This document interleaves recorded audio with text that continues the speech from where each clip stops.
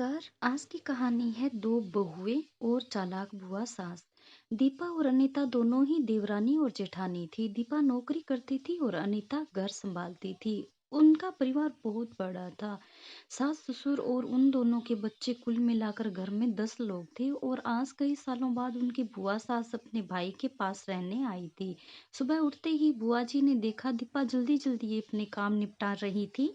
अनीता ने सबका नाश्ता बना दिया। जिस नाश्ते को दीपा ने सबको परोस दिया। इसके बाद दीपा ने खुद अपना टिफिन पैक किया और जॉब पर चली गई। अनीता ने फिर दोपहर का खाना बनाया और थोड़ी देर बैठ गई अपनी सास और बुआ सास के पास। बुआ सास से रहा नहीं गया और अनीता से बोली कि छोटी बहू तेरी जिठानी दीपा तुझ पर बड़ा हुक्म चलाती है। सुबह से देख रही हूँ रसोई घर में तो तू ही लगी हुई है और वो महारानी दिखावा करने के लिए सबको नाश्ता परोस रही थी जैसे उसी ने बनाया हो। ये सुनते ही अनीता ने अपनी बुआ सास की तरफ देखा और बड़ी प्यार से कहा, नहीं ऐसी कोई बात नहीं है बुआ जी, दीपा बहुत ही अच्छी है।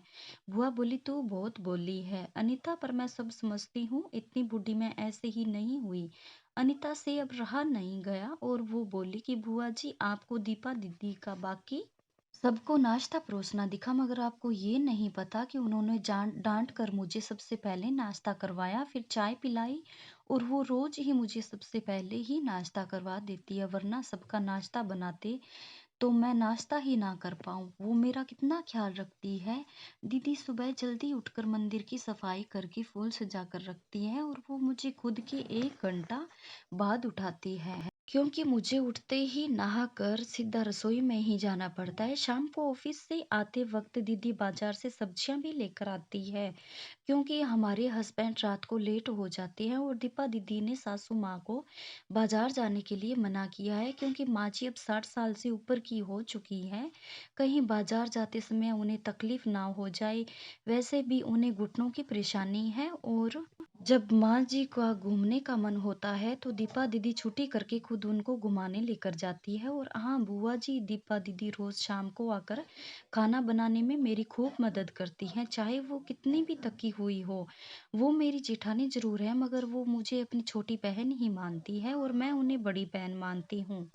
ये सब सुनते ही बुआ चुप हो गई। शायद उसकी चुगली अनीता के आगे फेल हो चुकी थी। शाम को दीपा सब्जी की थैली अनीता को पकड़ाते हुए बोली कि अनीता, सब्जियों के साथ वाले थैले में तुम्हारी फेवरेट लेखक की किताब भी लाई हूँ। ये सुनकर अनीता खुश हो गई और बोली, थैंक्स दीदी।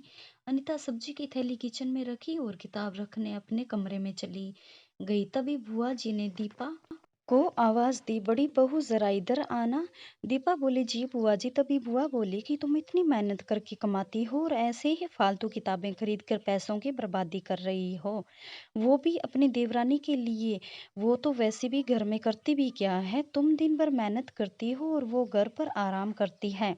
इस बात पर दीपा मुस्कुराई और बोली, क्या बुआ जी आराम? और अनीता, उसे तो कहकर आराम करवाना पड़ता है, सुबह से बेचारी लगी ही रहती है। किचन में सबकी अलग अलग पसंद, मेरे और उसको मिलाकर 4 बच्चों का टिफिन सब वो ही करती है।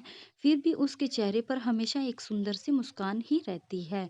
सुबह की चाय पीने का भी समय नहीं रहता उसे। और जब दोपहर बच्चे आते हैं फिर उनका खाना, उनकी पढ़ाई सब वही देखती है। वो इसलिए मुझे बच्चों की चिंता नहीं रहती और मैं अपना पूरा ध्यान ऑफिस में लगा पाती हूँ। कुछ दिनों पहले ही प्रमोशन मिला है। मम्मी पापा की दवाई कब खत्म हुई और कब लाना है, ये सब वो ही ध्यान रखती है।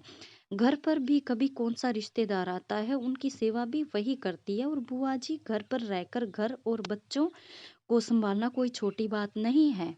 मेहमानों की भी आवभगत अनीता बिना किसी शिकायत के करती है और उसे तो बस पढ़ने का ही शौक है। फिर क्या, मैं अपनी छोटी बहन की छोटी सी इच्छा भी नहीं पूरी करूंगी? अगर उसकी इच्छा मैं नहीं पूरी करूंगी तो कौन करेगा? अब तो बुआ की पूरी तरह से बोलती ही बंद हो चुकी थी। फिर दीपा भी अपने कमरे में चली गई। ये सारी बातें दीपा की सास पीछे खड़ी सुन रही थी। वो बुआ के पास आकर बोली कि जी जी, ये दोनों देवरानी जेठानी जरूर है मगर इनका प्रेम दो सगी बहनों से भी ज्यादा बढ़कर है। ये दोनों ही एक दूसरे का अधूरा मन पूरा करती है।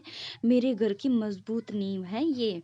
तो दोस्तों, मैं आशा करती हूँ कि आपको मेरी कहानियाँ पसंद आ रही होगी। अगर आपको मेरी कहानियाँ पसंद आए तो प्लीज़ लाइक, शेयर और सब्सक्राइब जरूर कीजिएगा। धन्यवाद।